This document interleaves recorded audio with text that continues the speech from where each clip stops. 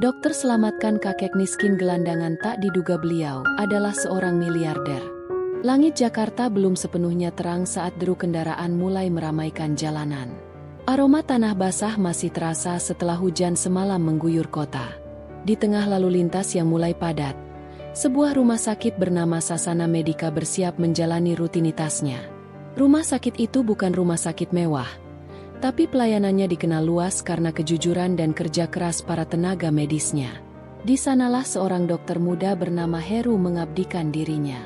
Heru, 31 tahun, bukan pria yang suka menonjolkan diri.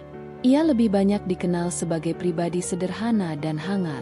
Tubuhnya tegap, wajahnya bersih, dan matanya menyiratkan semangat yang tak pernah padam meski beban kerjanya berat. Ia baru 5 tahun menjadi dokter. Namun pengabdiannya pada pasien-pasien dari berbagai kalangan membuatnya begitu dihormati di kalangan staf rumah sakit. Pagi itu, seperti biasanya, Heru datang lebih awal dari jadwal. Ia menyapa satu persatu petugas yang ia temui di lorong rumah sakit. Tangannya membawa termos berisi kopi hitam yang dibuat oleh ibunya di rumah kos kecilnya di daerah Cempaka Putih. Meski dokter, Heru belum punya rumah sendiri. Baginya, semua uang lebih baik disimpan atau disumbangkan bagi yang lebih membutuhkan.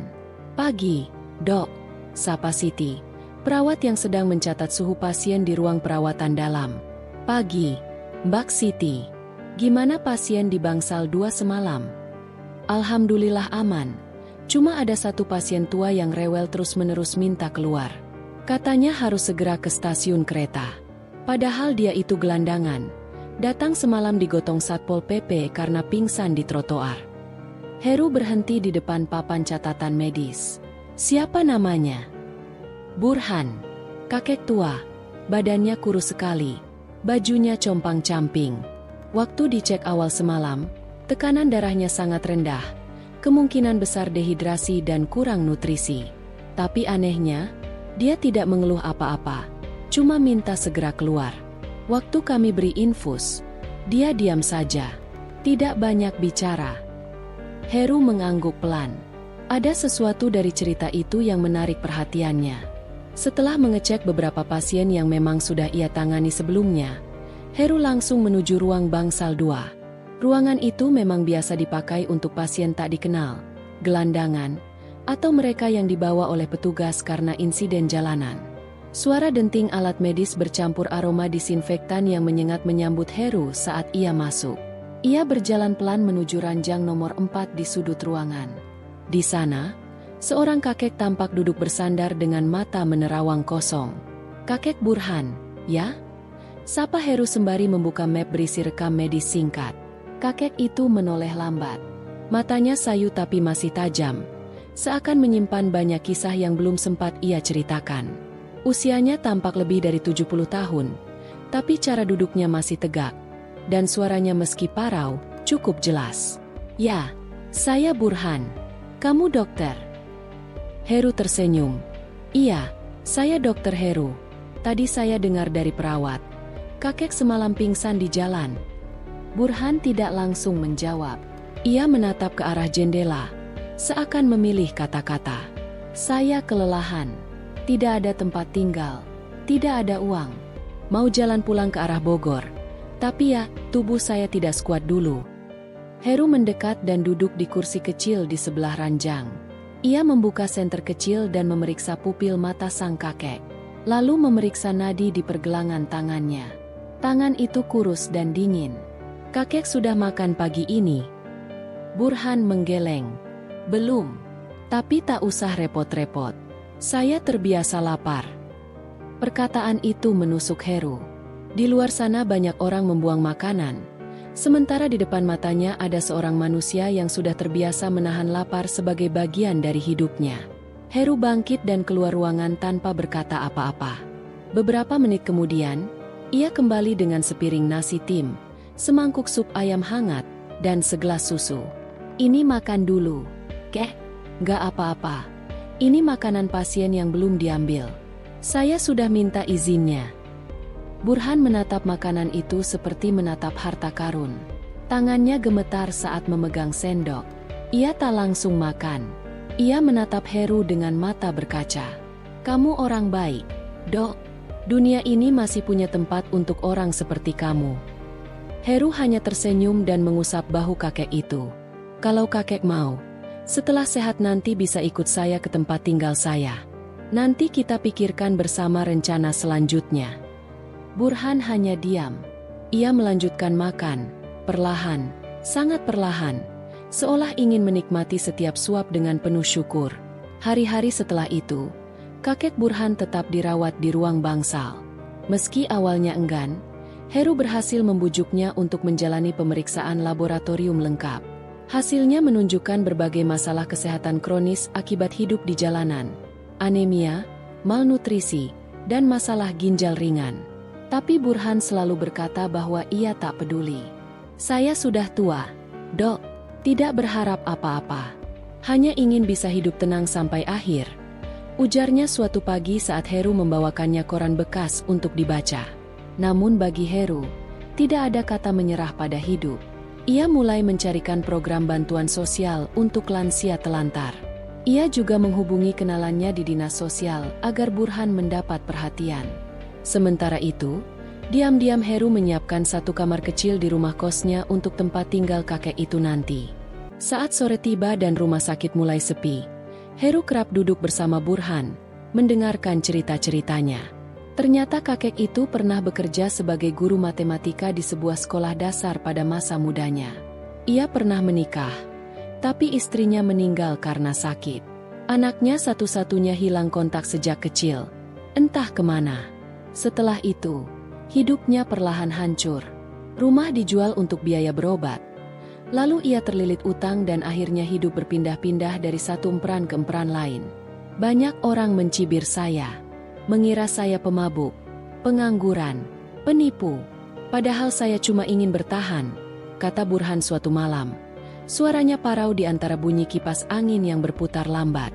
Heru hanya diam mendengarkan. Ia tidak bertanya lebih dari yang perlu. Ia tahu, mendengarkan saja sudah bisa menjadi penyembuh tersendiri. 3 minggu berlalu. Kondisi Burhan membaik. Berat badannya naik. Wajahnya lebih segar. Tapi Heru mulai merasakan ada hal yang disembunyikan kakek itu. Ia sering melihat Burhan menerima surat-surat misterius yang ia sembunyikan di dalam bantal. Dan suatu hari, saat Heru hendak membersihkan kamar kosnya yang akan ditempati kakek itu, ia menemukan sebuah buku catatan tua bertuliskan, Yayasan Burhan Sejahtera. Heru bingung. Ia tidak pernah mendengar soal yayasan itu. Dan lebih anehnya lagi, di halaman pertama buku itu tertulis saldo rekening yang jumlahnya luar biasa besar. 5 miliar rupiah. Ia menyimpan catatan itu dan memutuskan tidak langsung menanyakan kepada Burhan. Tapi rasa penasaran terus menggelayutinya. Hingga suatu malam, saat Heru mengantar makan malam, ia duduk di sebelah ranjang dan berkata pelan, "Kek, saya tidak sengaja menemukan buku ini di tas kakek." Burhan memandang buku itu. Lalu ia tersenyum. "Kamu pasti heran, ya? Tenang. Suatu saat saya akan cerita semuanya. Tapi belum sekarang." Heru mengangguk pelan. Ia tidak mendesak. Ia percaya bahwa semua akan terungkap pada waktunya. Dan ia tidak salah. Karena pagi berikutnya, hidup Heru akan berubah selamanya. Langit pagi itu mendung, seolah menyerap segala kelelahan yang menempel pada tubuh Heru setelah semalam bertugas di UGD Rumah Sakit Harapan Bunda. Deru kendaraan yang lalu lalang di depan rumah sakit terasa jauh, seakan meredup oleh pikirannya sendiri. Ia berdiri sejenak di sisi ruang gawat darurat, mengamati jalanan melalui kaca buram yang berembun karena suhu ruangan. Tatapannya kosong, tapi benaknya sibuk.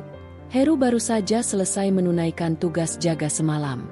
Tidak seperti malam biasanya, malam itu cukup tenang, tanpa kasus kecelakaan berat atau pasien darurat yang mengancam nyawa. Namun, bukan itu yang membuatnya gelisah. Ada satu wajah yang terus mengusik pikirannya. Wajah tua, lusuh, dengan mata sayu dan kulit yang keriput terbakar matahari. Kakek itu datang sendiri, terduduk di depan ruang UGD seperti sepotong cerita yang belum selesai.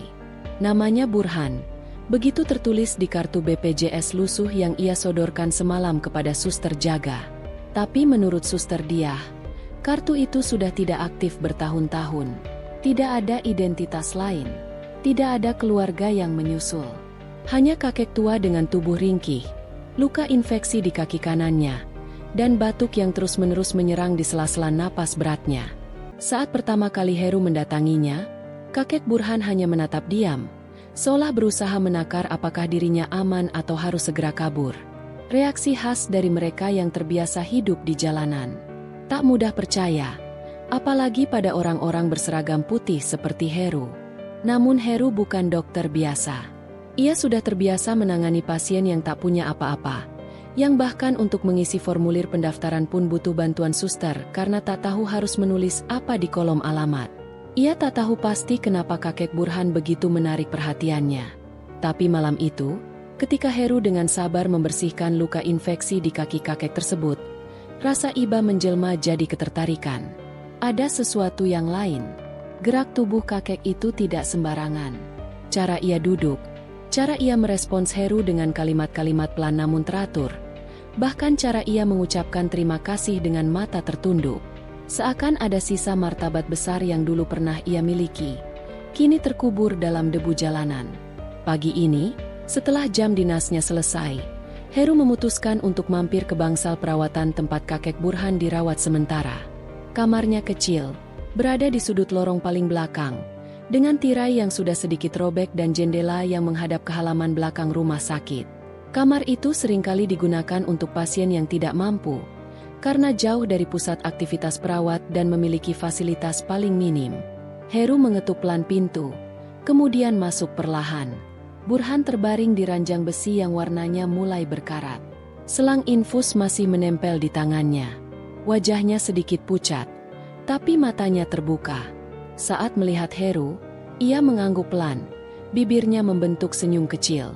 "Selamat pagi, Kek," sapa Heru sambil mendekat.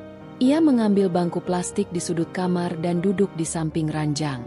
"Dokter Heru," gumam Burhan dengan suara serak. "Sudah pagi ya?"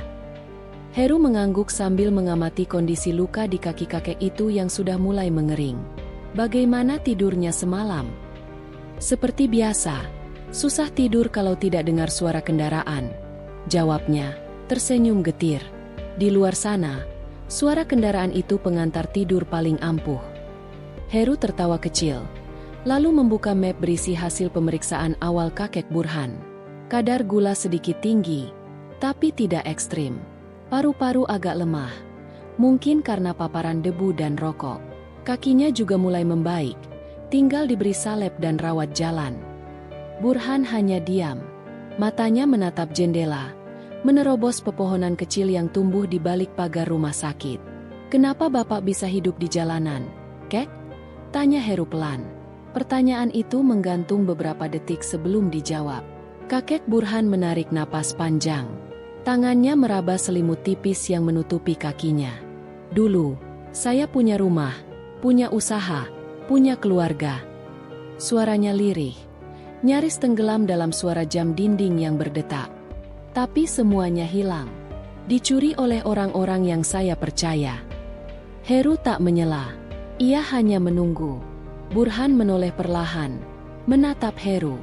"Kau masih muda. Jangan gampang percaya. Manusia bisa berubah dalam sekejap, apalagi kalau uang dan kekuasaan ikut bermain." "Bapak pernah punya usaha?" tanya Heru, mencoba menahan rasa penasarannya. "Saya pernah punya perusahaan konstruksi," jawab Burhan. "Cukup besar. Puluhan proyek jalan, gedung, dan jembatan saya tangani. Tapi saya terlalu percaya pada keponakan saya.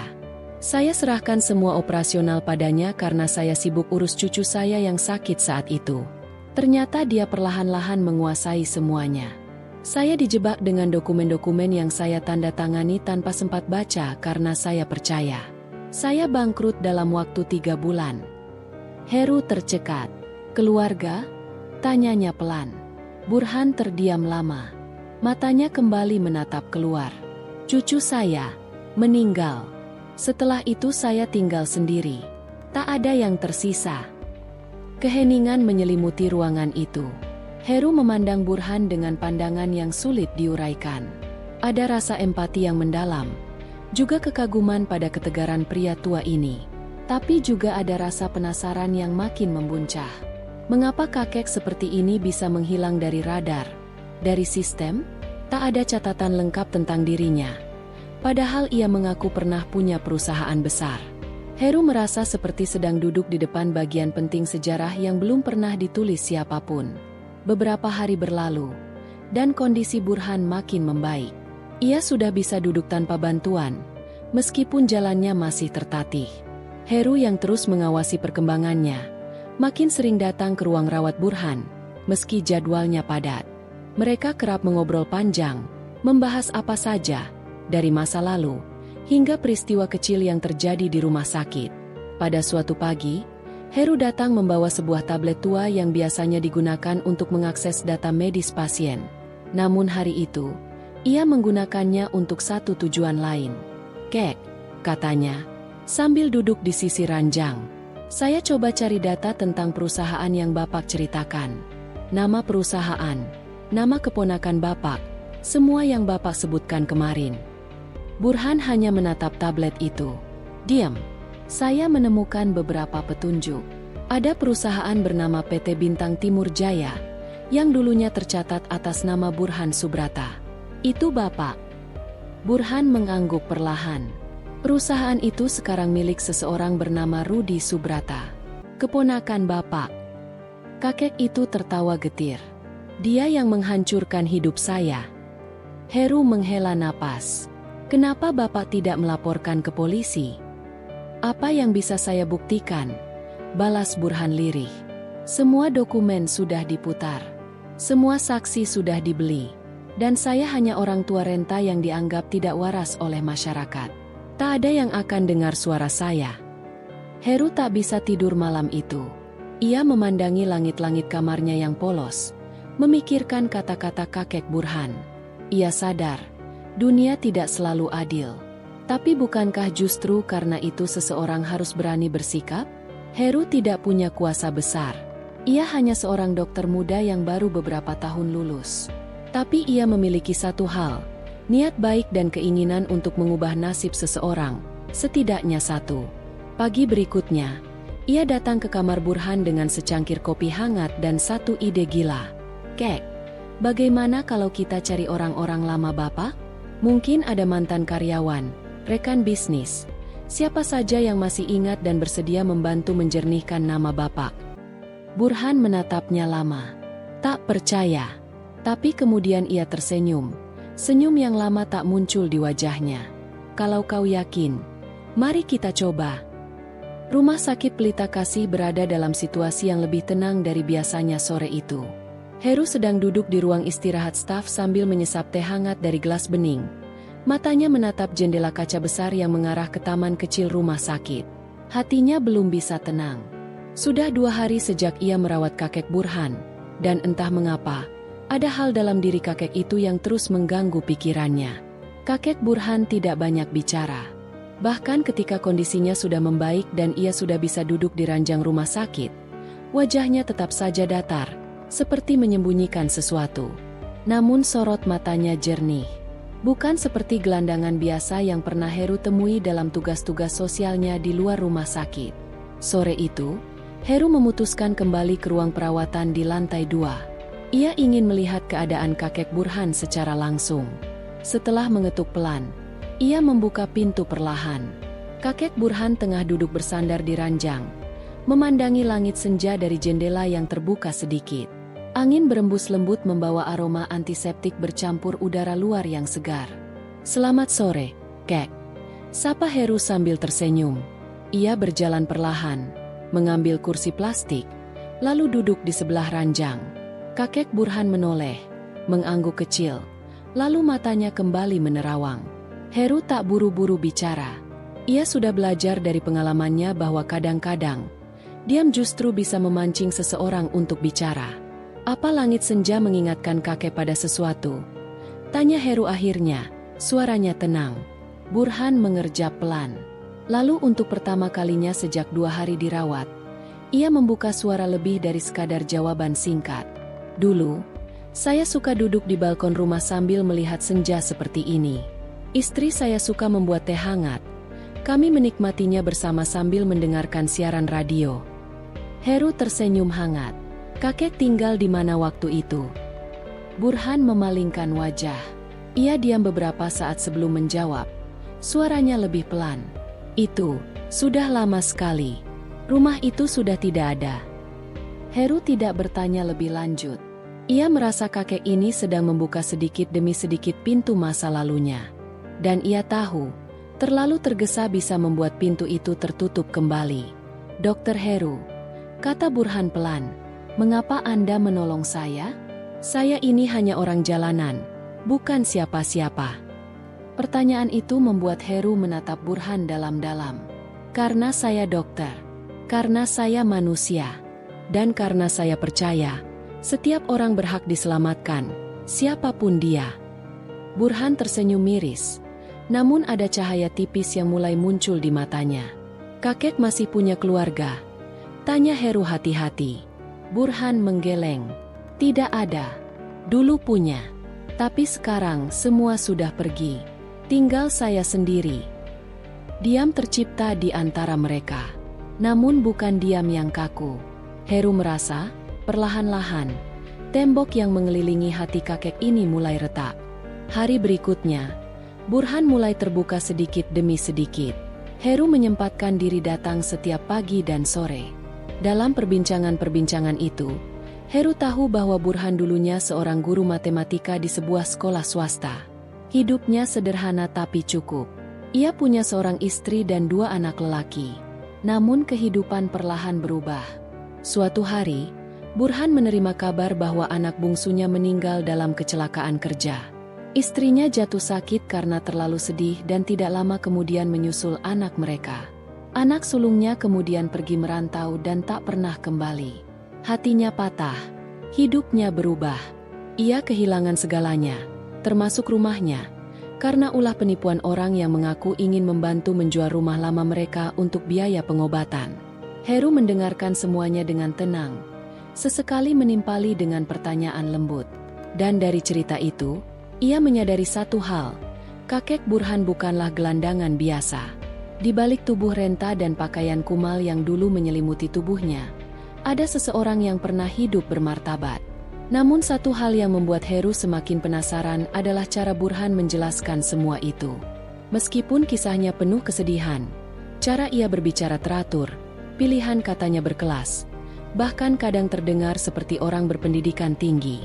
Apa kakek pernah menulis buku? Tanya Heru suatu malam saat menemani makan malam. Burhan tertawa kecil. Pernah. Buku pelajaran matematika untuk SMP. Tapi sudah lama. Tahun 80-an. Mungkin sekarang hanya jadi tumpukan debu di perpustakaan sekolah. Heru tersenyum. Tapi dalam hati ia menyimpan rasa heran yang semakin kuat. Ia merasa ada bagian dari cerita kakek Burhan yang belum terungkap. Sesuatu yang sengaja disembunyikan. 3 hari kemudian, ketika Burhan sudah cukup kuat untuk berjalan ke taman kecil rumah sakit, Heru mengajaknya keluar. Mereka duduk di bangku taman, di bawah pohon ketapang besar. Angin sore mengelus pelan daun-daun yang mulai menguning. Saya merasa seperti kembali hidup, Dok, kata Burhan sambil mengamati burung gereja yang melompat-lompat di rerumputan. Sudah lama sekali saya tidak merasa seperti ini. Karena kakek masih berhak hidup dengan layak, balas Heru. Kakek hanya perlu waktu dan kesempatan. Burhan tersenyum. Tapi saat itulah, tiba-tiba seorang pria berjas rapi melintas di depan mereka. Ia tengah berbicara dengan perawat dan tampak mencari-cari seseorang. Matanya menangkap sosok Burhan. Lalu ia berhenti. Wajahnya berubah. Pak Burhan? Tanyanya pelan, ragu. Burhan menoleh. Matanya membesar. Daniel. Heru memandangi keduanya. Pria itu langsung berjalan cepat dan memeluk Burhan erat. Ya Tuhan, saya mencarimu selama bertahun-tahun. Pak, saya pikir Anda sudah hilang. Burhan terlihat bingung. Apa yang kamu lakukan di sini, Daniel? Pria itu tertawa. Matanya berkaca-kaca. Saya yang sekarang menjadi direktur yayasan yang Bapak dirikan dulu. Pak, Kami semua masih menyimpan foto dan dokumen Bapak. Saya baru tahu dari salah satu relawan sosial bahwa Bapak dirawat di sini." Heru tidak bisa menyembunyikan keterkejutannya. Ia menatap Burhan penuh tanya. Daniel pun menjelaskan. Ternyata, Burhan dulunya bukan hanya seorang guru biasa. Ia juga pernah mendirikan yayasan pendidikan gratis untuk anak-anak kurang mampu di wilayah pinggiran Jakarta. Yayasan itu berdiri lebih dari 20 tahun yang lalu, dan masih berjalan hingga sekarang. Nama Burhan masih tercantum sebagai pendiri, meski sudah lama tidak diketahui keberadaannya. Burhan menunduk pelan. "Saya pikir semua itu sudah hancur." Daniel menggeleng. "Tidak, Pak. Yayasan itu bertahan. Kami berkembang. Bahkan sekarang sudah punya 2 sekolah dan 1 rumah baca. Semua karena fondasi yang Bapak buat dulu." Heru merasa bulu kuduknya berdiri. Ia tidak pernah menyangka bahwa pria yang awalnya ia selamatkan karena dikira gelandangan biasa, ternyata adalah seseorang yang pernah memberi dampak begitu besar bagi banyak orang. Burhan menangis sore itu. Tangis yang bukan hanya karena haru, tapi juga karena beban di hatinya seolah-olah mulai terangkat. Dan Heru, duduk di samping mereka, menyadari bahwa semua ini bukan kebetulan. Perjumpaannya dengan Burhan, rasa penasarannya, keputusannya untuk tetap merawat pria tua itu, semuanya seperti diatur oleh sesuatu yang lebih besar. Namun di benaknya, kini muncul pertanyaan baru. Jika Burhan dulunya seorang pendiri yayasan, bahkan sempat memiliki rumah dan keluarga, mengapa ia tidak pernah mencari kembali jejak masa lalunya? Mengapa ia memilih diam, menyendiri, dan hidup di jalanan? Pertanyaan itu belum terjawab. Namun Heru yakin, suatu hari nanti, kakek Burhan akan membuka sepenuhnya siapa dirinya sebenarnya. Dan ketika hari itu tiba, mungkin dunia akan benar-benar tercengang. Lorong rumah sakit malam itu terasa lebih lengang dari biasanya. Lampu-lampu neon memantulkan cahaya ke dinding putih yang dingin, menciptakan suasana sepi yang hanya ditemani oleh suara langkah para perawat jaga. Di salah satu kamar rawat inap kelas 3, Heru berdiri di sisi ranjang tempat Burhan terbaring lemah. Selang infus masih menempel di tangan keriput itu, dan napasnya terdengar berat, tapi stabil. "Burhan." Heru menunduk sedikit, memastikan suaranya cukup lembut agar tidak mengejutkan lelaki tua itu. "Kalau butuh apa-apa, bilang saja. Saya ada di sini." Burhan membuka matanya perlahan, lalu tersenyum tipis. "Kau ini aneh, Nak." "Dokter, tapi mau jagain orang tua bau jalanan kayak saya. Biasanya orang kayak saya cuma diusir." Heru menghela napas. "Saya juga pernah nggak punya siapa-siapa, Pak. Jadi saya tahu rasanya." Itu bukan sekadar kalimat penghibur. Heru, meski kini menjadi seorang dokter muda dengan reputasi yang mulai naik, menyimpan masa lalu yang tak kalah kelam dari banyak pasien yang pernah ia rawat. Ia tahu bagaimana rasanya tidur di emper toko, bagaimana rasanya kelaparan, dan bagaimana kerasnya menahan sakit tanpa uang untuk berobat. "Bapak asalnya dari mana?" tanya Heru, pelan. Burhan terdiam cukup lama. Pandangannya menatap kosong ke langit-langit ruangan. Lalu perlahan ia berkata, "Dulu saya punya rumah di daerah puncak. Besar. Ada kebun belakangnya. Tapi itu dulu. Lama sekali." Heru mengerutkan kening. Kalimat itu seperti keluar dari seseorang yang berbeda. Nada suaranya berubah, tidak seperti gelandangan yang biasa mengemis di pinggir jalan. "Kenapa bisa jadi seperti sekarang, Pak?" Burhan tak langsung menjawab. Ia menoleh perlahan, memandang Heru, lalu tersenyum getir. "Mungkin karena saya bodoh, terlalu percaya sama orang." Heru duduk di kursi di samping ranjang. Hatinya seperti digelitik oleh rasa penasaran yang makin mengganggu. "Kalau Bapak mau cerita, saya dengarkan." Burhan menatap keluar jendela. Angin malam yang berembus menyentuh tirai, menari pelan. Lalu ia mulai bercerita tentang masa lalu yang seperti kabut perlahan menghilang, tapi tak pernah benar-benar pergi. Dulu, Burhan adalah seorang pengusaha alat berat. Usahanya berkembang dari bawah, dari satu unit sewaan kecil di ujung jalan industri. Perlahan-lahan ia membangun reputasi, menjalin kerjasama dengan proyek-proyek besar, hingga ia memiliki lebih dari 20 unit alat berat dan gudang penyimpanan di daerah industri Bekasi. Ia tidak pernah sombong. Hidupnya cukup sederhana meski kekayaan terus bertambah. Istri dan anak sematawayangnya meninggal dalam kecelakaan saat Burhan sedang di luar kota mengurus tender besar. Sejak saat itu, dunianya seolah kehilangan warna. Ia mencoba tetap bekerja, tetap berdiri, tapi sesuatu dalam dirinya runtuh diam-diam. Lalu datanglah sahabat lamanya, Rais, seorang rekan bisnis yang dulu dibantunya membangun usaha kecil. Rais datang menawarkan pengembangan proyek properti, menjanjikan keuntungan besar dalam waktu singkat. Dalam kondisi emosional yang masih goyah, Burhan mengiyakan. Ia menjual sebagian alat beratnya, menggadaikan beberapa sertifikat, dan menyerahkan semuanya kepada Rais. Tapi setelah itu, Rais menghilang. Semua uang dan asetnya ikut lenyap. Burhan sempat melaporkan, tapi Rais sudah pindah negara, dengan identitas baru. Tidak ada yang bisa dilakukan. Dalam sekejap, Burhan kehilangan segalanya. Rumah, kendaraan, bisnis, bahkan kepercayaan terhadap orang lain. Ia mulai hidup dari rumah ke rumah, sampai akhirnya benar-benar terdampar di jalanan.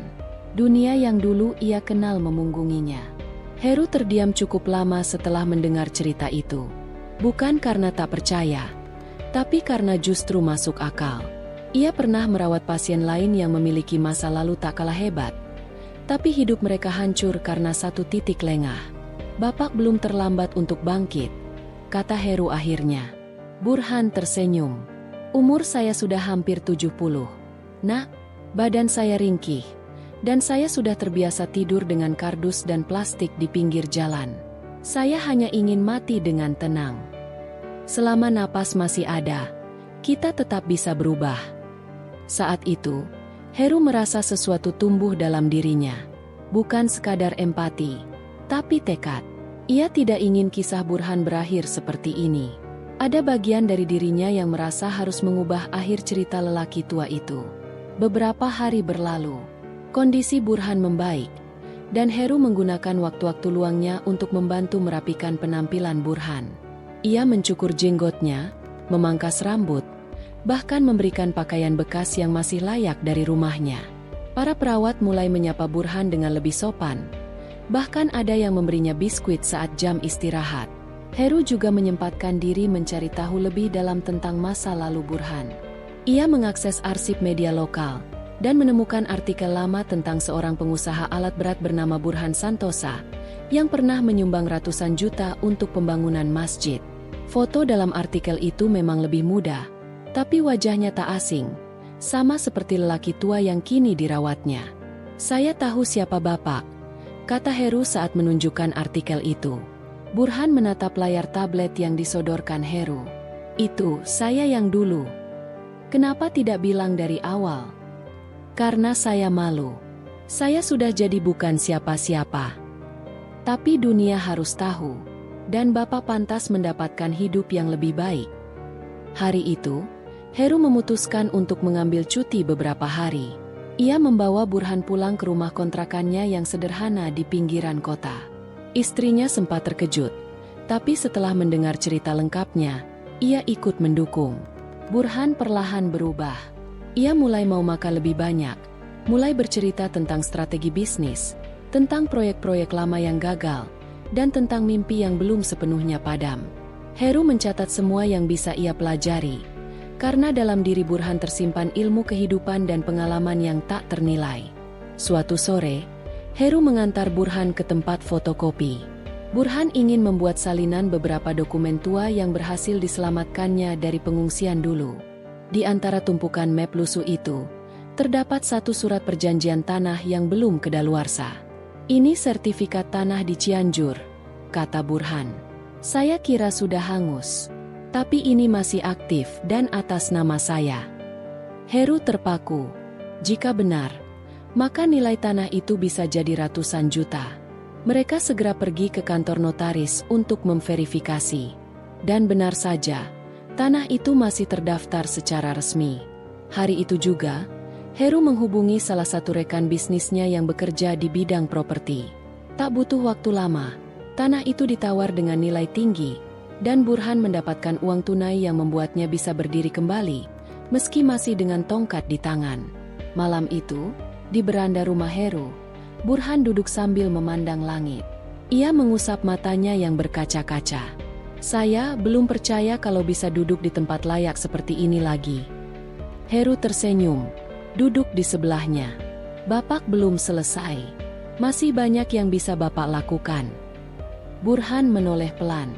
"Saya ingin berbuat sesuatu, Nak, tapi bukan untuk saya. Untuk orang-orang jalanan, yang seperti saya dulu." "Bapak punya rencana?" Burhan mengangguk. "Saya ingin buka rumah singgah, tempat untuk orang-orang yang tak punya tempat pulang." Dan itulah titik awal perubahan yang lebih besar.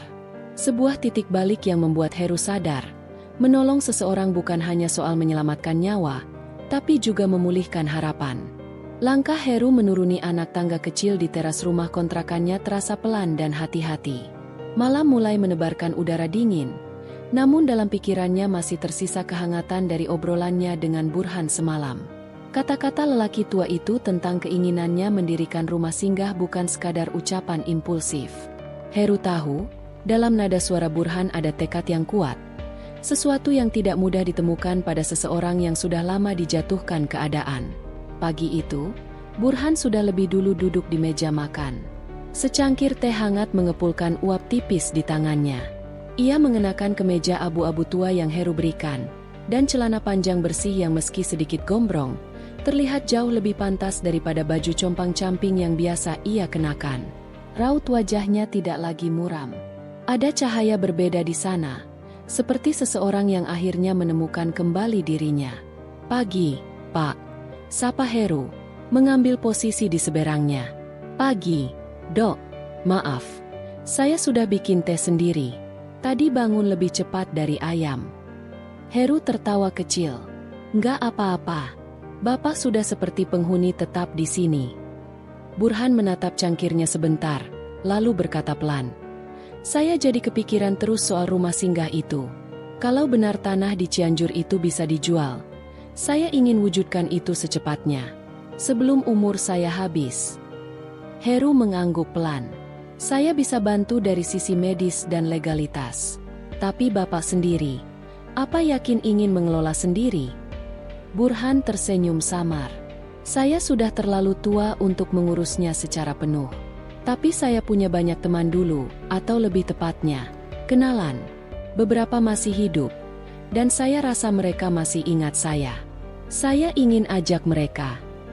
Perbincangan itu berlanjut cukup lama. Heru tidak menyangka, di balik rutan wajah Burhan, tersimpan begitu banyak nama, tempat, dan peristiwa yang dulunya punya makna besar. Ada mantan tukang kebun yang pernah bekerja padanya, mantan sopir truk proyek, bahkan seorang mantan rekan bisnis kecil yang dulu mengelola warung makan di lokasi pembangunan. Burhan ingat semua, lengkap dengan ciri-ciri mereka. Satu nama yang terus disebut adalah Mang Dudung.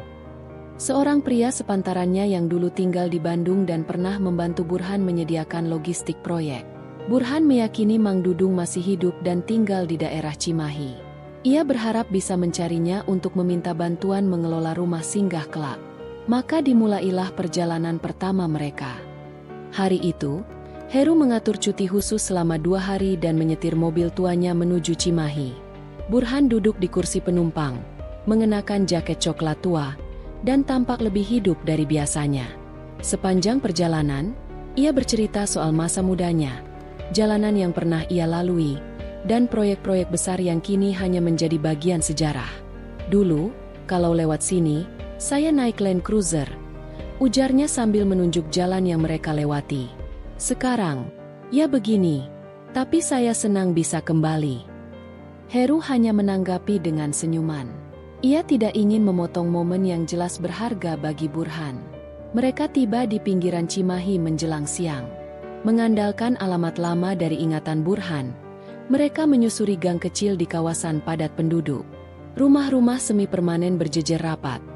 Namun di salah satu rumah dengan pagar besi hitam sederhana, Burhan berhenti dan memicingkan mata. Itu rumahnya, gumamnya. Heru turun lebih dulu dan mengetuk pagar. Seorang wanita parubaya keluar, sedikit heran. Iya, ada apa, ya? Maaf, Bu, apakah ini rumahnya Pak Dudung?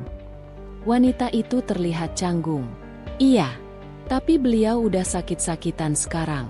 Lagi di dalam, baring. Burhan berjalan mendekat. Saya Burhan, teman lamanya. Dulu kerja bareng di proyek alat berat. Mata wanita itu membesar. Pak Burhan. Ia cepat-cepat membuka pagar. Aduh, Pak, masuk. Pak, Bapak masih hidup? Ya Allah. Mereka dipersilakan masuk.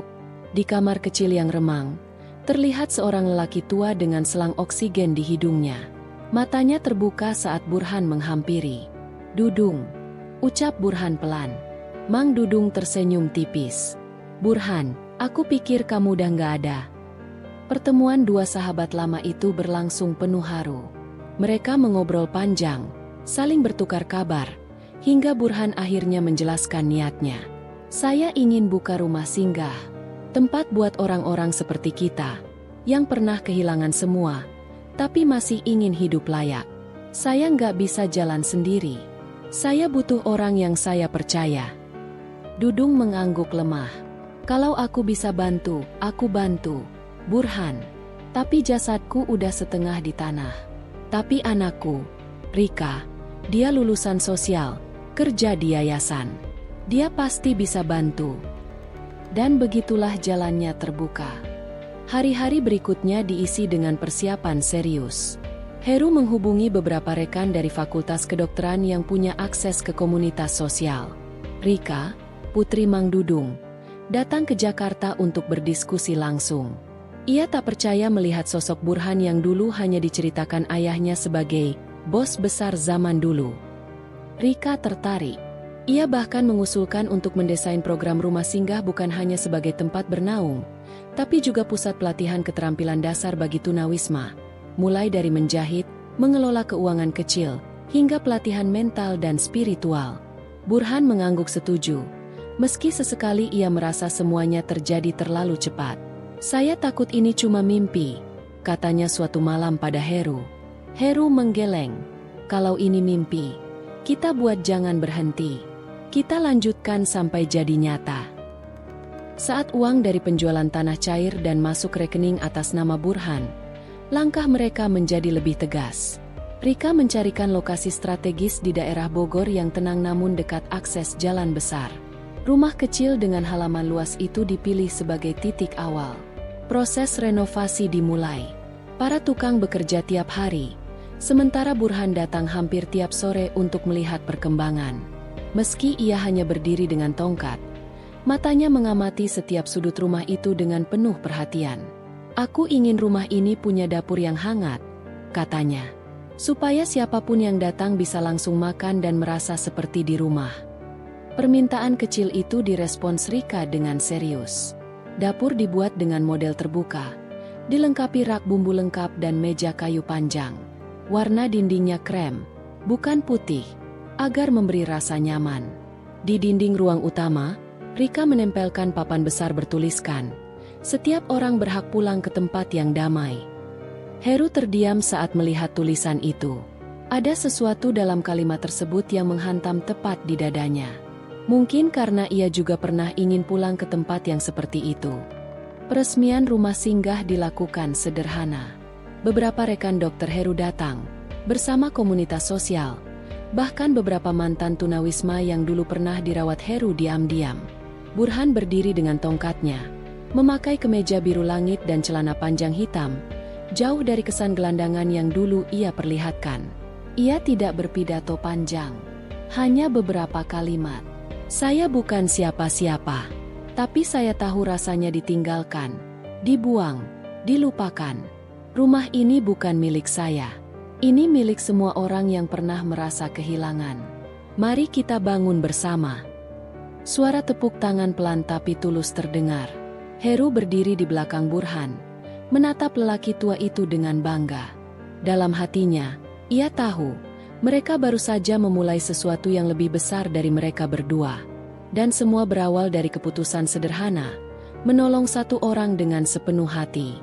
Sinar matahari pagi perlahan menembus celah jendela ruang tamu di rumah singgah itu. Udara terasa segar dan bersih. Suara burung-burung kecil terdengar samar dari pohon ketapang besar di halaman depan. Burhan duduk di bangku panjang dekat jendela. Tangannya menggenggam sebuah cangkir teh hangat. Tatapannya lurus keluar, memperhatikan sepasang suami istri muda, penghuni baru rumah singgah, yang sedang menyapu dan membersihkan halaman dengan semangat. Di sebelah mereka, seorang anak lelaki kecil berlari-lari sambil tertawa. Burhan diam. Ia tidak berkata apapun, tetapi sorot matanya memperlihatkan sesuatu yang dalam, campuran antara rasa syukur, ketakjuban, dan keteguhan hati. "Pagi, Pak Burhan," sapa Heru dari arah dapur, masih mengenakan jas dokter dan masker yang tergantung di telinganya. Ia baru pulang jaga malam dari rumah sakit. Burhan menoleh dan tersenyum tipis. "Pagi, Dok. Pulang jaga, ya?" Heru mengangguk. Ia menghampiri Burhan, lalu duduk di sisi bangku itu. "Saya ketemu pasien semalam yang mengingatkan saya sama Bapak. Bapak tahu? Ada kakek umur 81 tahun yang kena infeksi paru tapi masih semangat bercanda dengan cucunya di ruang rawat." Burhan menghela napas panjang. Kadang yang membuat orang tetap hidup bukan tubuhnya, tapi kenangannya. Heru memandangi Burhan lama. Ia tahu, kalimat itu bukan sekadar ucapan. Burhan masih menyimpan banyak kenangan yang belum dibagi. Dan mungkin beberapa di antaranya tidak akan pernah benar-benar bisa diungkapkan sepenuhnya. Beberapa menit kemudian, Rika datang membawa map tebal. Rambutnya diikat tinggi, dan langkahnya cepat. Matanya menunjukkan ekspresi serius. "Pak Burhan, Dokter Heru, maaf pagi-pagi langsung bawa berita," ucapnya tanpa basa-basi. "Ada dua hal yang perlu Bapak ketahui." Mereka berpindah ke ruang tengah. Meja kayu besar di sana mulai dipenuhi berkas dan laporan kegiatan rumah singgah. Rika membuka mapnya dan memperlihatkan surat dari Dinas Sosial Kabupaten. "Kegiatan rumah singgah kita mulai diperhatikan. Ini kabar baik sebenarnya. Tapi ada juga beberapa pihak yang mempertanyakan status legalitas operasional. Kita harus segera mengurus izin resmi dan menyusun struktur pengelolaan secara formal." Burhan mengangguk perlahan. "Apa kita punya cukup orang untuk itu?" Rika menunjuk satu nama di kertas. "Kita bisa ajukan Ibu Juwita sebagai koordinator lapangan. Dia mantan kepala panti sosial. Sekarang menganggur. Tapi saya sudah hubungi. Dia bersedia jika dipanggil." Heru menyimak. "Masalah izin, saya bisa bantu konsultasi ke Dinkes. Tapi kita memang harus rapi sekarang. Apalagi kalau sudah mulai dilirik orang luar." Burhan menyentuh map itu dengan ujung jarinya. "Kabar kedua." Rika tampak ragu sejenak. Lalu ia menarik napas panjang. "Ada seorang pria tua. Namanya Pak Suraji. Dia tinggal di daerah Cipayung. Katanya pernah mengenal Bapak dulu, saat proyek jalan tol di Jawa Tengah. Ia dengar tentang rumah singgah ini dari kenalan tukang dan ingin bertemu Bapak. Katanya penting." Burhan diam cukup lama. Heru menatapnya penasaran. "Bapak ingat siapa itu?" Burhan menggoyangkan kepala pelan. "Namanya familiar, tapi aku harus lihat wajahnya." Rika mengangguk. "Kalau begitu saya atur pertemuan. Mungkin besok sore." Keesokan harinya, Heru tidak masuk jaga demi menemani Burhan ke Cipayung.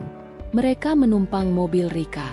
Daerah yang mereka datangi cukup sunyi, dikelilingi kebun bambu dan perkampungan kecil.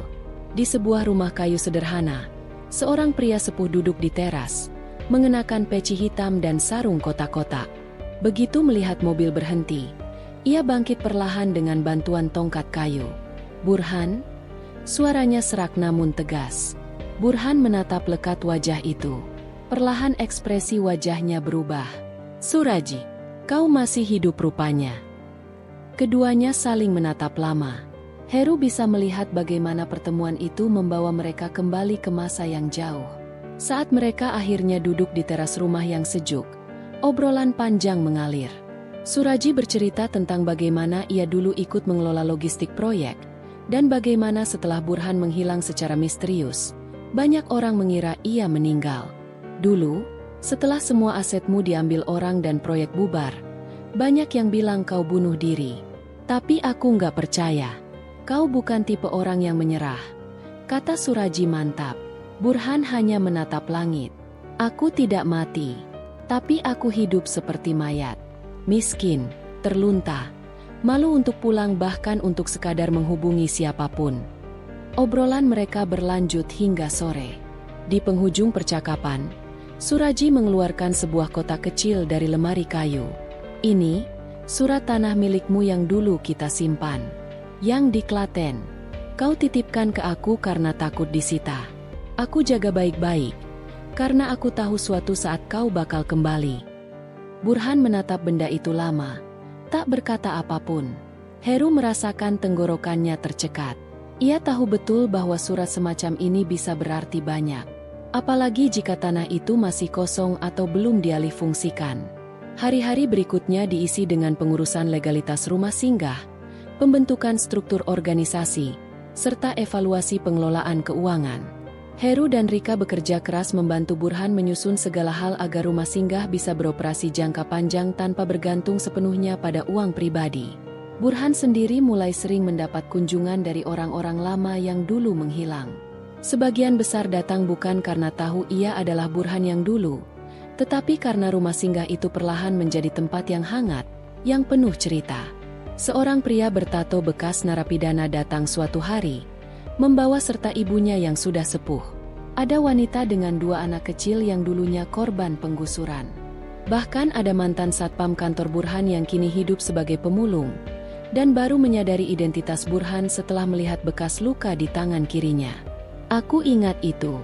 Luka kena mesin pemotong besi, ujar si satpam dengan mata berkaca-kaca. Cuma bos Burhan yang punya bekas luka seperti itu. Heru menyaksikan semua itu dari dekat.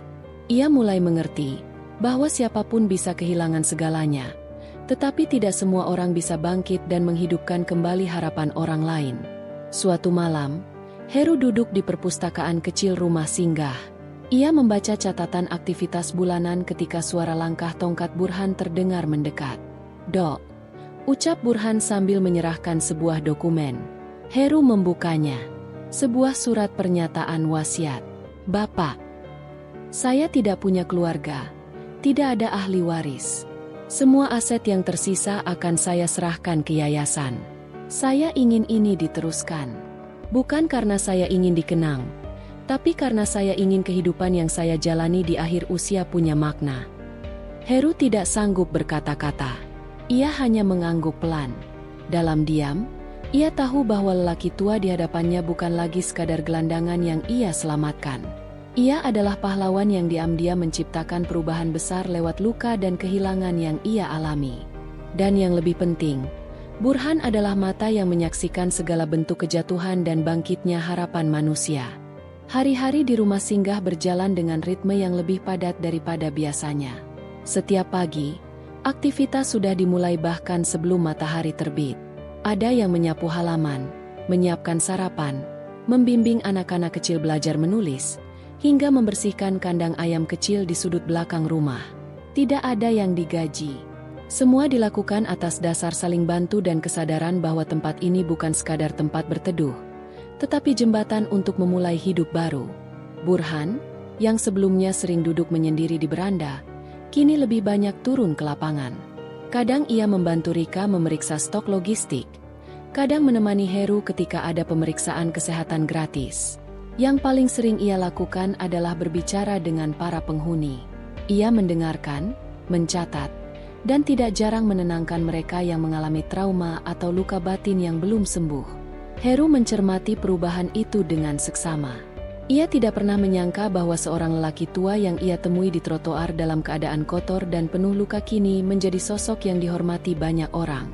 Bukan karena hartanya, tapi karena kemampuannya memahami manusia. Namun tidak semua hal berjalan mulus. Suatu pagi, Rika masuk ke ruang kerja kecil mereka sambil membawa 2 buah surat. Raut wajahnya kaku. "Dokter Heru, Pak Burhan." Saya baru saja menerima ini. Heru menghampiri dan membaca lembar pertama. Surat resmi dari kelurahan. Isinya meminta klarifikasi tentang kegiatan rumah singgah yang disebut belum memenuhi standar zona hunian dan bisa mengganggu ketertiban warga sekitar. Lembar kedua bahkan lebih tajam. Surat dari salah satu warga yang merasa terganggu karena ada orang tidak jelas mondar-mandir di depan rumah mereka, yang menurutnya bisa membawa dampak buruk bagi lingkungan. Heru mendengus pelan. Ini surat dari Pak Anton, kan? Ketua RT sebelah. Rika mengangguk.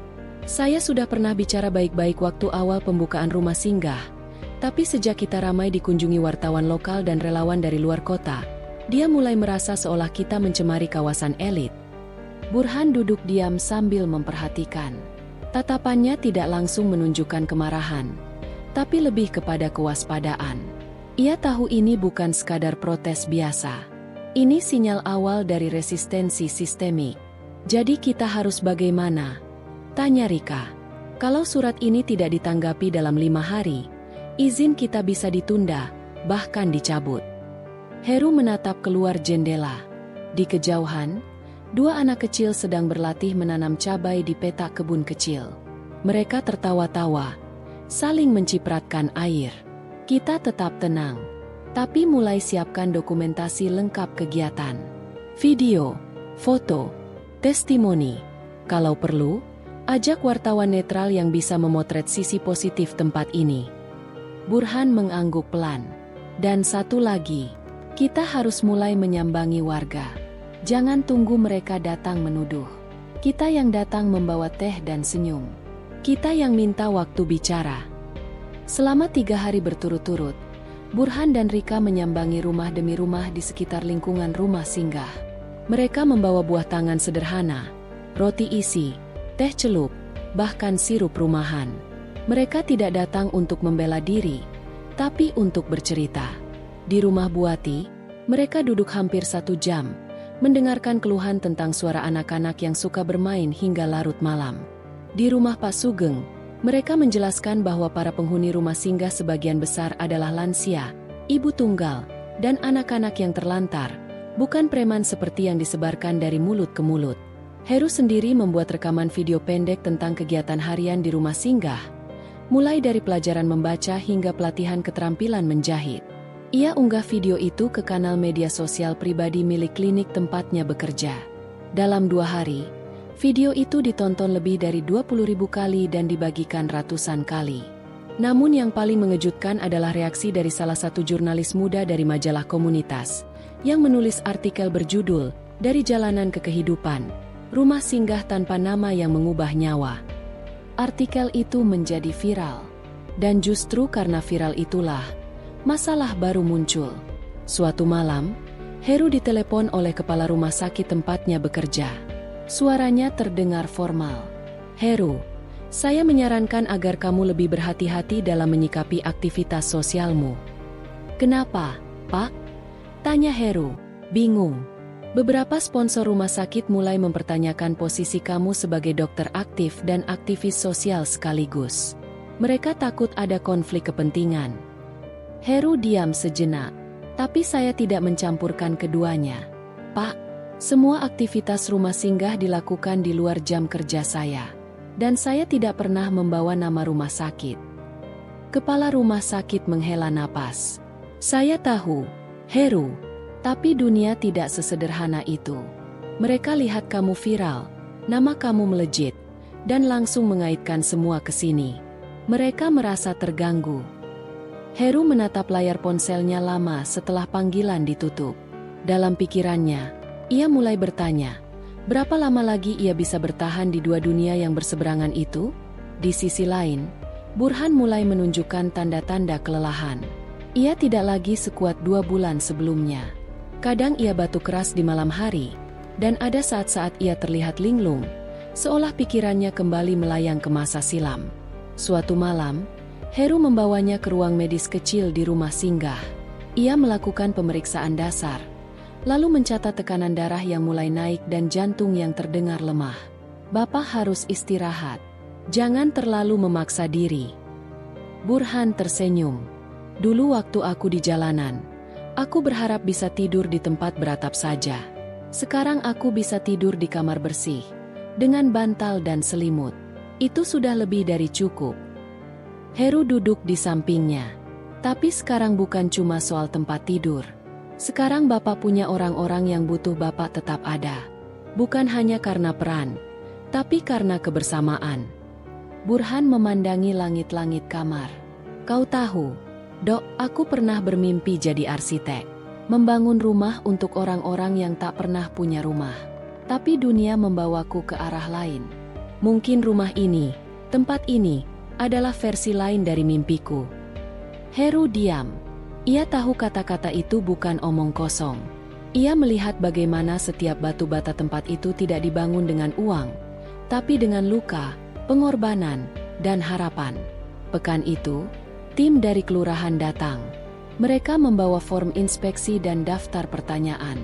Heru, Rika, dan Burhan sudah siap. Mereka mempersiapkan semua dengan teliti, bahkan menyewa konsultan tata kelola sosial untuk membenahi dokumen. Tim kelurahan sempat terkejut ketika disambut dengan ruangan bersih, struktur organisasi rapi, serta para penghuni yang bersemangat menyampaikan testimoni. Salah satu staf bahkan bertanya, "Siapa pemilik tempat ini sebenarnya?" Burhan tersenyum pelan. Ini milik siapa saja yang merasa hidupnya pernah terselamatkan oleh tempat seperti ini. Tim itu pergi dengan ekspresi bingung tapi tidak sinis. 2 hari kemudian, surat rekomendasi operasional resmi keluar. Rumah singgah itu sekarang berdiri dengan status hukum yang sah. Namun Heru tahu, tantangan sebenarnya belum selesai. Yang mereka hadapi bukan hanya aturan pemerintah atau sikap warga, tapi sesuatu yang lebih sulit dihadapi, tekanan dari sistem yang tidak suka dengan inisiatif di luar kendali mereka. Dan di tengah semua itu, sebuah undangan muncul. Undangan untuk berbicara di Forum Nasional tentang Kesehatan dan Inklusi Sosial. Nama pengundang, Kementerian Sosial. Tema diskusi, peran individu dalam membangun jaringan sosial alternatif. Undangan itu ditujukan kepada Heru. Ruangan auditorium tempat acara Forum Nasional itu berlangsung tampak berisi penuh. Di barisan paling depan duduk para pejabat kementerian, perwakilan organisasi sosial, akademisi, dan beberapa tokoh kesehatan masyarakat. Di sisi kiri panggung, Heru duduk tenang mengenakan batik biru gelap sederhana. Tangannya menggenggam secarik catatan kecil yang sudah lusuh karena dibolak-balik sejak semalam. Ia bukan orator, bukan pula pembicara profesional. Namun pagi itu, seluruh perhatian tertuju padanya. Seorang dokter muda yang tanpa bantuan dana pemerintah mampu membentuk rumah singgah yang dalam waktu singkat telah menyelamatkan puluhan jiwa, bukan sekadar secara fisik, tapi juga secara batin. Saat namanya dipanggil untuk naik ke panggung, tepuk tangan menggema dari berbagai sudut ruangan. Heru berjalan pelan ke podium, matanya menyapu ruangan, lalu berhenti sejenak di tengah. Tatapannya menembus lampu sorot yang terang. Lalu ia membuka suara dengan tenang. Saya bukan ingin jadi inspirasi siapa-siapa. Saya hanya ingin mengingatkan bahwa tidak semua orang punya pilihan dalam hidupnya. Ada yang lahir dalam kelimpahan, ada yang tumbuh dalam kekurangan, dan ada pula yang tak pernah tahu rasanya punya tempat pulang. Rumah singgah yang kami bangun tidak dimulai dengan uang, tapi dengan rasa tak tega melihat seseorang mati sendirian di trotoar. Satu persatu, Heru menceritakan kisah para penghuni rumah singgah. Tentang Roni, anak yang kehilangan orang tuanya akibat bencana banjir dan sempat hidup dari sisa makanan warung. Tentang Bu Yuni, seorang ibu 3 anak yang ditinggal suami dan sempat tidur di emperan pasar selama 2 bulan. Dan akhirnya, ia menyebut nama Burhan. Ada satu penghuni kami yang awalnya saya temui dalam kondisi tubuh penuh luka dan tidak sadar diri. Ia hidup menggelandang di sudut jalan raya, dan tidak pernah menyebut siapa dirinya selama berminggu-minggu. Tapi lewat dialah saya belajar bahwa tidak semua yang tampak lemah itu tak punya kekuatan. Justru dari beliaulah, saya menemukan pondasi rumah singgah yang sebenarnya. Suasana ruangan hening. Beberapa hadirin bahkan terlihat menahan napas, terhipnotis oleh kejujuran dalam nada bicara Heru. Ia tidak menjual kisah sedih. Ia tidak meminta sumbangan.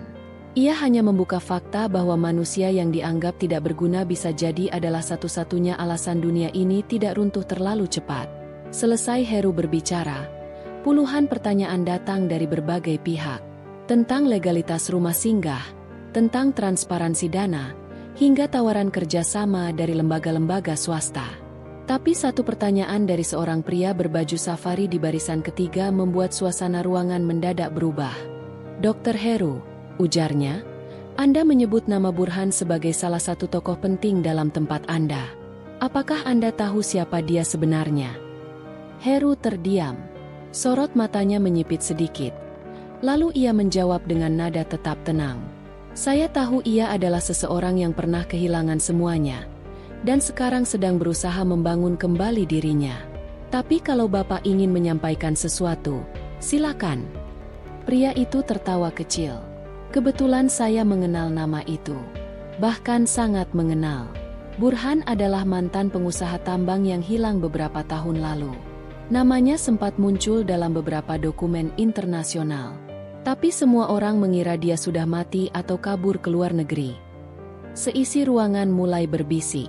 Sebagian mata tertuju pada Heru, menanti reaksinya. Namun ia tidak menunjukkan keterkejutan. Hanya mengangguk pelan dan menjawab, "Mungkin inilah saatnya kita belajar melihat manusia bukan dari nama atau masa lalunya, tapi dari apa yang sedang ia perjuangkan hari ini." Malam itu, setelah kembali dari forum, rumah singgah lebih ramai dari biasanya. Para penghuni berkumpul di aula kecil menonton siaran ulang acara forum di TV lokal.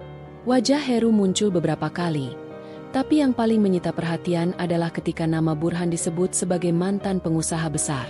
Burhan sendiri tidak menonton siaran itu.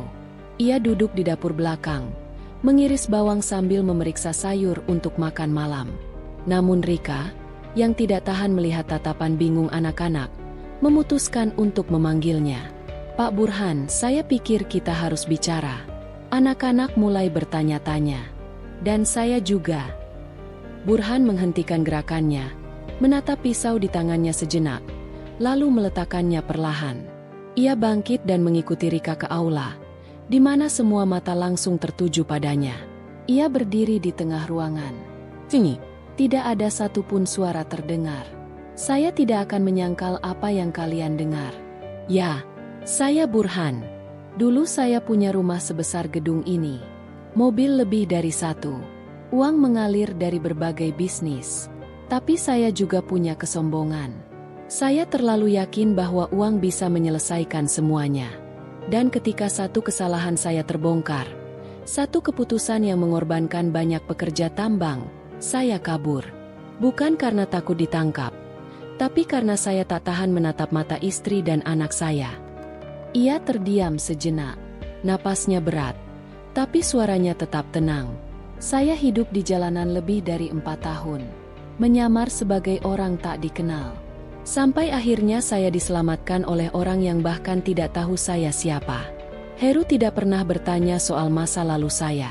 Ia hanya bertanya apakah saya butuh pertolongan. Beberapa orang mulai menunduk. Bukan karena marah, tapi karena simpati. "Saya tidak mau kembali jadi Burhan yang dulu. Tapi saya ingin menebus semua kesalahan saya. Bukan dengan uang, tapi dengan hidup yang benar." Beberapa hari setelah pengakuan itu, media mulai berdatangan. Wartawan mengepung rumah singgah, memaksa Burhan untuk diwawancarai. Sebagian dari mereka menggali data bisnis lamanya. Ada pula yang mencoba mengaitkannya dengan kasus-kasus hukum yang belum ditutup. Namun satu hal mengejutkan terjadi. Seorang pria muda datang ke rumah singgah membawa surat dari firma hukum ternama. Ia mengenalkan diri sebagai Miko, anak dari Burhan. "Saya tidak datang untuk menuntut apa-apa. Saya hanya ingin tahu kenapa ayah menghilang begitu lama." Pertemuan mereka berlangsung di ruang kecil tanpa saksi lain. Burhan tidak menangis, tidak memeluk, tapi juga tidak menolak kehadiran anaknya. Mereka duduk berseberangan, seperti dua orang asing yang lama tak saling tahu arah hidup masing-masing. "Dulu, aku pikir kamu akan lebih baik tanpaku," kata Burhan pelan. "Tapi ibu mati karena terlalu lama menunggu." "Ayah," jawab Miko, datar. Burhan menunduk. Aku tahu. Dan itu yang tidak akan pernah bisa aku benarkan. Namun di akhir percakapan itu, sesuatu berubah. Miko mengulurkan amplop berisi dokumen. Ini aset milik ayah yang belum dialihkan. Sebagian masih bisa diselamatkan. Kalau ayah mau, kita bisa urus semuanya kembali. Burhan menatap amplop itu lama. Lalu menjawab, aku tidak butuh semua itu kembali. Tapi kalau bisa, tolong bantu legalisasi rumah ini. Jadikan tempat ini milik bersama. Milik siapa saja yang butuh awal baru. Dari titik itu, nama Burhan tidak lagi jadi rahasia. Namun ia tidak kembali ke dunia bisnis. Ia tetap tinggal di rumah singgah, membantu Heru dan Rika mengelola tempat. Beberapa aset yang diselamatkan digunakan untuk memperluas fasilitas. Dibangun dapur umum, ruang baca, dan kebun hidroponik. Heru tetap menjalani profesinya sebagai dokter, tapi sekarang lebih sering menerima undangan diskusi dan pelatihan komunitas. Ia menolak semua tawaran masuk politik. Ia tahu tempatnya bukan di kursi legislatif, tapi di tempat-tempat sunyi di mana manusia sering terlupakan. Dan rumah singgah itu, yang dulunya hanya bangunan kecil di tengah gang sempit, perlahan menjadi simbol. Bukan simbol kemewahan, tapi simbol bahwa semua orang, bahkan yang terjatuh paling dalam, masih bisa memberi terang jika diberi kesempatan. Cerita mereka belum selesai. Karena di balik setiap dinding rumah itu, masih ada ratusan kisah lain yang belum diceritakan. Dan salah satunya, akan menjadi kejutan paling besar yang akan mengguncang bukan hanya rumah singgah, tapi kota itu sendiri. Pagi itu udara lembab menggantung di sekitar rumah singgah. Kabut tipis turun menutupi halaman yang semalam disiram hujan deras. Heru masih di kamar periksa, membersihkan peralatan medis bekas pemeriksaan lansia. Ia belum keluar sejak subuh, sementara Burhan sudah sejak tadi berada di dapur, membantu memotong bahan makanan bersama Rika dan dua anak muda relawan baru dari universitas lokal. Suasana rumah singgah seperti biasa, hangat, ramai, tapi tidak berisik. Semua orang sudah terbiasa dengan ritme sederhana itu. Namun kedamaian pagi yang rutin itu berubah saat suara ketukan cepat terdengar dari pintu utama. Rika yang paling dekat dengan pintu segera membukanya. Seorang pria kurus, mengenakan jas hujan tipis, berdiri di depan sambil menggenggam erat sebuah map plastik berisi dokumen. Wajahnya pucat, matanya cekung, namun sorotnya tajam. Ia seperti orang yang menempuh jarak jauh dengan langkah terburu-buru, seakan sedang dikejar waktu. Saya mencari Pak Burhan, ucapnya singkat. Rika mengangguk, mempersilakannya masuk, lalu memanggil Burhan yang masih duduk membersihkan sayuran. Saat Burhan keluar dan melihat pria itu, napasnya tertahan. Ada jeda panjang sebelum ia bicara. Ragil? Tanya Burhan pelan. Pria itu mengangguk, lalu membuka jas hujan dan mendekat. Ia merogoh map plastiknya, mengeluarkan sebuah dokumen tua yang dilaminasi, lalu menyerahkannya ke tangan Burhan. Ini, surat wasiat dari Pak Willy. Anda masih ingat beliau? Burhan mengangguk pelan.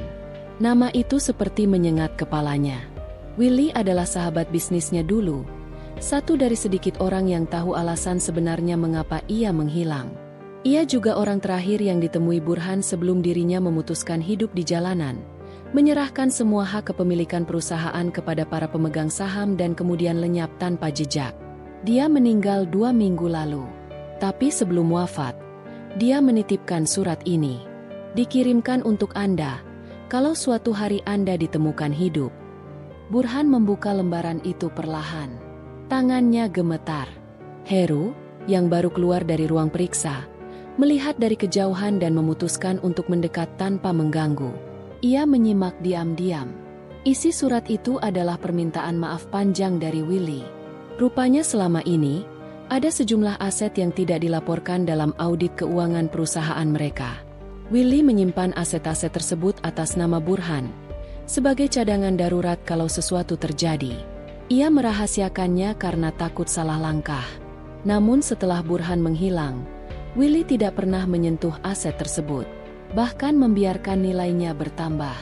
Sekarang, jumlahnya tidak hanya cukup untuk membeli kembali seluruh perusahaan, tapi juga cukup untuk membangun sistem rumah sakit swasta yang bisa digratiskan untuk kalangan tak mampu seumur hidup. Burhan menutup surat itu. Pandangannya kosong sejenak. Ia menoleh ke Heru, lalu bertanya, "Kalau kamu punya dana tidak terbatas, apa yang akan kamu lakukan?" Heru mengangkat bahu. "Bukan soal punya atau tidak, tapi soal kamu percaya uang itu alat atau tujuan." Burhan mengangguk, lalu menoleh ke Ragil. "Kita akan audit semua aset, tapi tujuannya hanya satu. Semua ini bukan untukku. Ini milik mereka yang selama ini bahkan tidak tahu arti punya pilihan." Dalam beberapa minggu ke depan, rumah singgah menjadi pusat perhatian. Tapi kali ini bukan karena kontroversi atau spekulasi, melainkan karena langkah konkret Burhan dan Heru membentuk lembaga sosial resmi bernama Sahabat Jalan Hidup. Lembaga ini akan menaungi rumah singgah dan semua unit-unit pelayanan masyarakat yang mereka kembangkan nanti. Rika menjadi koordinator program gizi. Heru tetap menjadi kepala medis. Burhan sendiri memfokuskan diri pada pembentukan jaringan donatur tetap dan legalitas aset. Tapi ia menolak disebut pendiri. "Saya hanya tukang sapu yang sedang bersih-bersih dari masa lalu saya," katanya setiap kali diwawancarai. Yang membuat orang lebih terkejut lagi adalah saat Burhan memutuskan untuk mendirikan klinik keliling. Ia membeli 3 mobil van bekas dan memodifikasinya menjadi klinik bergerak. Dalam sebulan, mereka bisa menyambangi hampir 30 titik kumuh di pinggiran kota, melayani ratusan pasien dengan layanan dasar medis gratis. Di salah satu titik itu, Burhan berjumpa dengan seorang nenek yang sudah buta karena glaukoma, hidup di rumah reot bersama 2 cucu kecilnya. Nenek itu tidak mengenal siapa Burhan.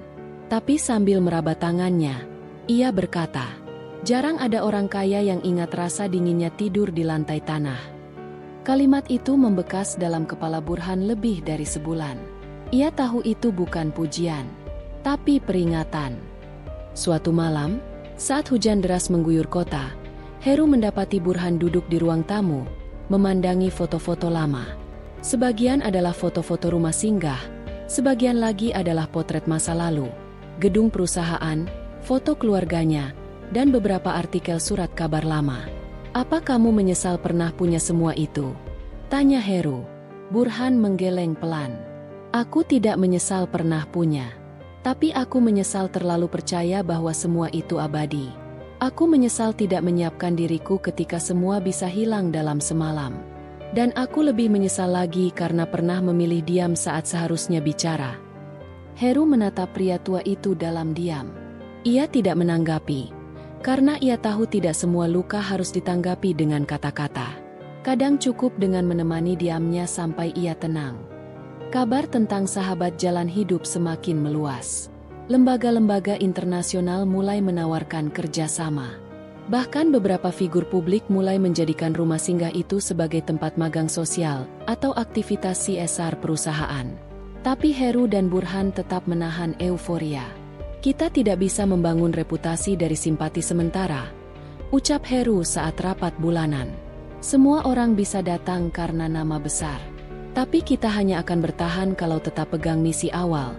Selamatkan 1 orang dulu. Baru pikirkan 1000 lainnya." Namun di balik keberhasilan itu, diam-diam ada bayangan gelap yang mulai bergerak. Seorang pria berpakaian hitam, yang dulu pernah menjadi penasihat hukum Burhan saat masih menjabat direktur utama perusahaan tambang, datang mengirim surat ke kantor Sahabat Jalan Hidup. Dalam surat itu, ia memperingatkan bahwa ada sekelompok pemegang saham lama yang merasa hak waris mereka dilanggar karena harta warisan Burhan sekarang digunakan untuk kegiatan sosial. "Jika kamu terus pakai dana itu tanpa audit terbuka ke publik, kamu bisa dituntut balik. Jangan lupa, kamu dulu bukan mundur secara resmi. Kamu menghilang. Jadi secara hukum, kamu belum mengalihkan tanggung jawab." Surat itu ditunjukkan Heru ke Burhan. Ia membacanya dalam diam, lalu meletakkannya di meja. "Kalau mereka ingin menyeretku ke pengadilan, biar saja. Aku akan hadir. Tapi satu hal yang mereka harus tahu, aku tidak akan berhenti hanya karena mereka takut kehilangan kontrol atas uang yang dulu mereka bangun di atas penderitaan buruh tambang." Heru menatapnya dengan tenang. "Aku akan berdiri di sampingmu." Ketegangan mulai merayap perlahan. Namun tidak ada satupun dari tim sahabat jalan hidup yang mundur.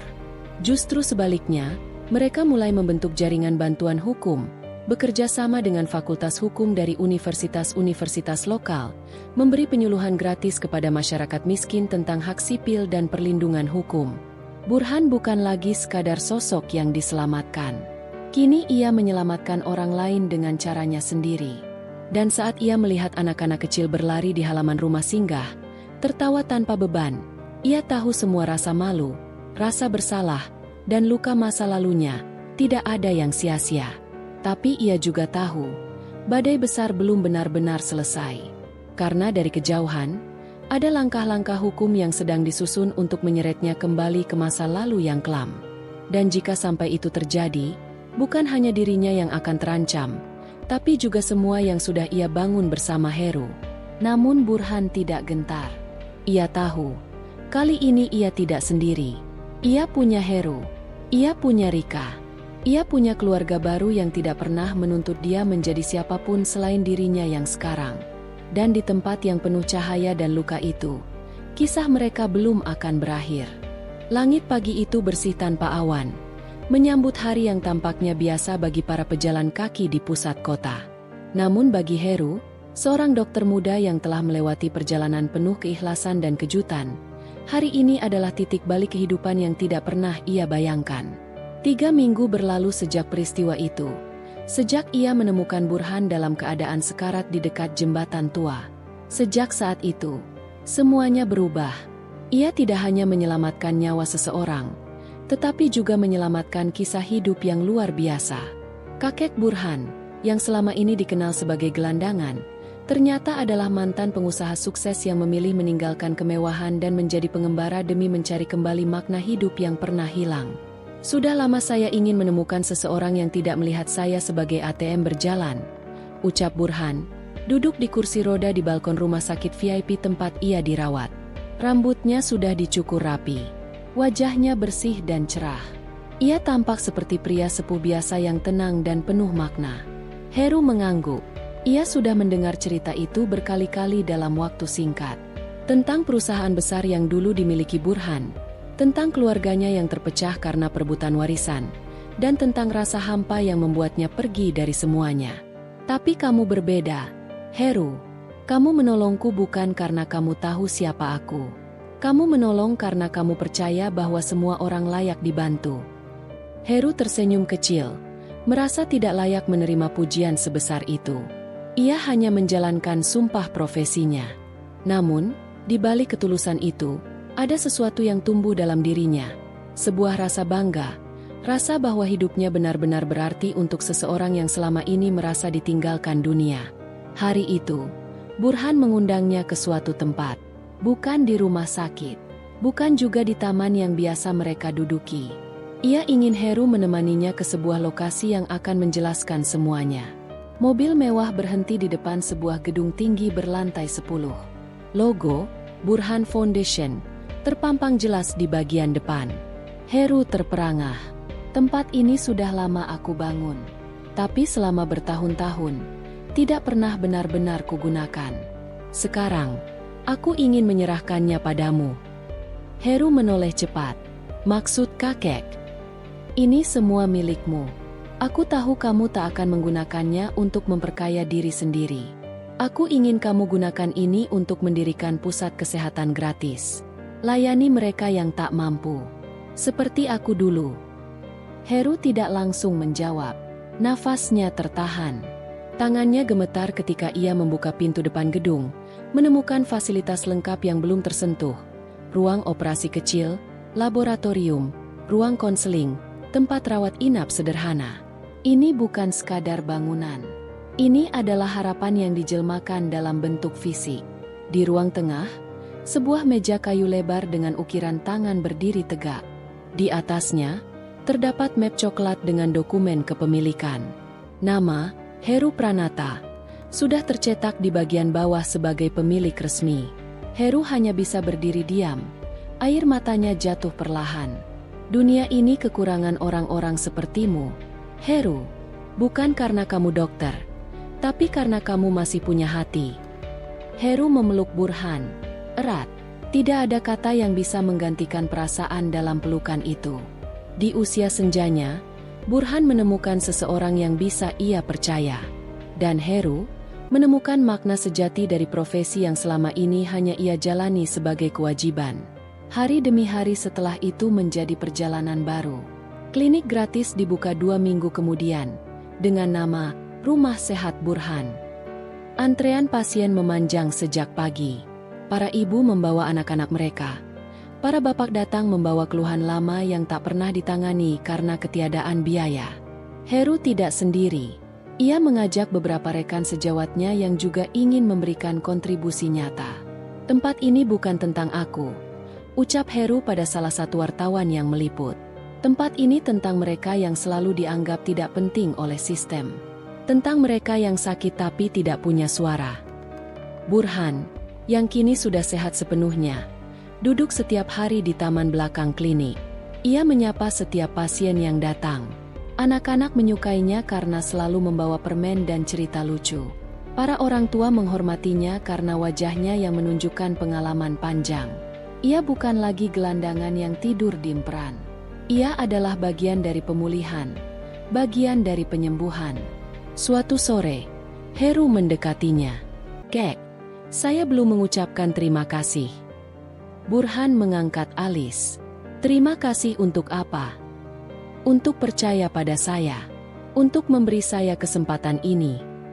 Burhan tersenyum tipis. "Sebenarnya aku yang berterima kasih. Karena kamu memberi arti lagi pada hidupku. Untuk pertama kalinya setelah bertahun-tahun, aku merasa berguna." Hari itu, cahaya senja jatuh tepat di sela pepohonan, memantul di jendela kaca klinik yang bersih. Seorang anak kecil berlari melewati mereka sambil tertawa. Seorang ibu menundukkan kepala tanda hormat. Seorang bapak dengan tongkat kayu berjalan pelan. Matanya bersinar. Dunia yang dulu dingin dan menindas bagi mereka, kini menjadi tempat yang hangat. Semua karena satu keputusan. Satu tindakan kecil dari seorang dokter yang tidak melihat pada status sosial, tapi pada kebutuhan manusia untuk hidup dengan layak. Malam itu, Heru duduk sendiri di beranda klinik, memandangi langit. Ia memikirkan perjalanan yang ia lalui.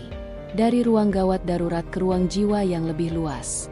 Dari rumah sakit penuh protokol ke ruang penyembuhan yang penuh cinta. Ponselnya berbunyi. Sebuah pesan dari Burhan. Malam ini, bintang lebih terang karena ada satu orang yang tidak menyerah pada kebaikan. Heru tersenyum. Ia tahu, hidupnya tidak akan sama lagi. Tapi ia juga tahu, ia tak ingin kembali. Jalan ini, jalan yang ia pilih bersama Burhan, adalah rumah sejatinya. Dan saat itu, di ruang kecil yang terang oleh cahaya hati, sebuah kisah telah selesai ditulis. Tapi bukan akhir. Melainkan awal dari 1000 cerita lainnya yang akan lahir dari tangan-tangan yang rela memberi, dan hati-hati yang tak lelah menerima.